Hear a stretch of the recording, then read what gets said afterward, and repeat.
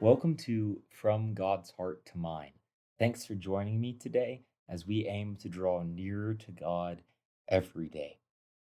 Today we're thinking about Psalm 3.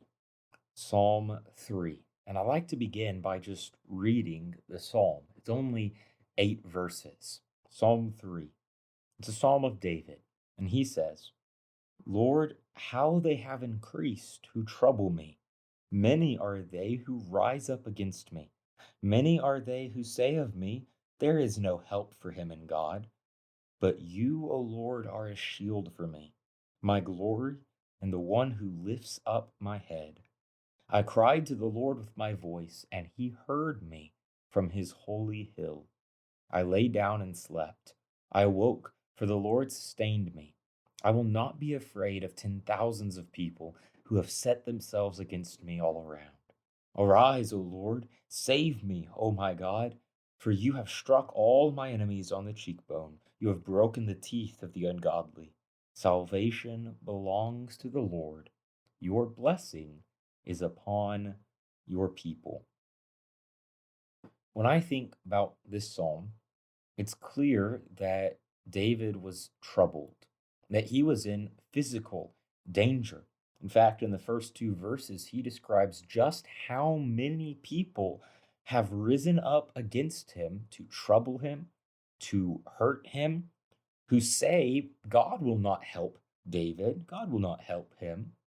He speaks in verse 6 of 10,000s of people who might have, perhaps in hyperbole, but in some cases for David, perhaps literally, have set themselves against him, surrounded him.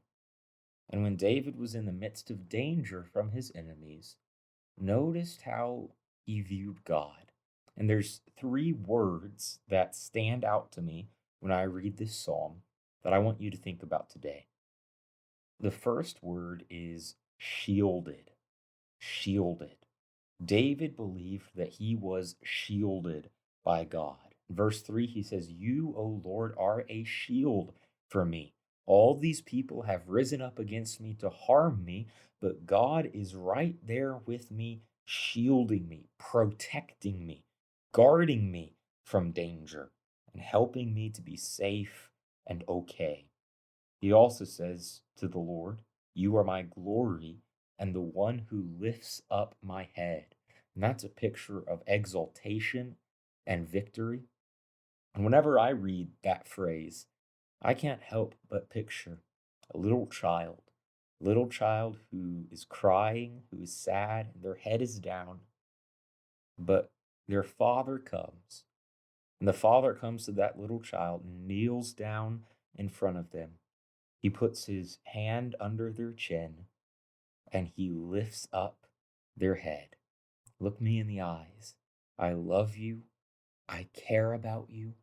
And I'm right here with you. We are shielded by the God who loves us and cares for us. And when we cry to him, David says in verse 4, he hears us. The second word that stands out to me in this psalm is the word sustained. Sustained. Verse 5, David says, I lay down and slept. I awoke, for the Lord sustained me. There have been times in my life where I may have been afraid at night, especially when I was younger, or even in more recent years. There are times when I might hear a loud noise or a noise I can't explain at night, and my senses are alert and I'm awake and I can't fall asleep because I'm concerned. I'm wondering, what is that? What was that noise I heard? What's going on? David says, even when thousands of enemies might be out to do me harm, I can lay down and sleep in peace. I know I'll wake up because the Lord sustains me. So why would I be afraid? As God's people, we are sustained. We are held up, held together by our God. And the third word that I see in this psalm is saved. In verse 7, David cries out to God to arise and save him. And then he says very confidently that God would. He would defeat all of David's enemies. In verse 8, he says, Salvation belongs to the Lord. It's his to give, and how willingly God gives it to those who love and trust him. He desires all men to be saved, 1 Timothy 2 and verse 4.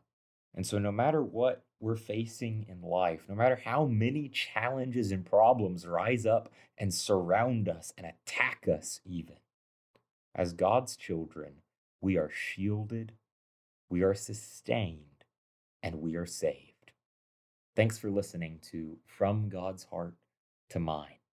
If you have any need of prayer today, feel free to reach out to me on any platform, and I'd love to include you in my prayers. Open your heart today to pursue God's heart and try to show God's heart to others.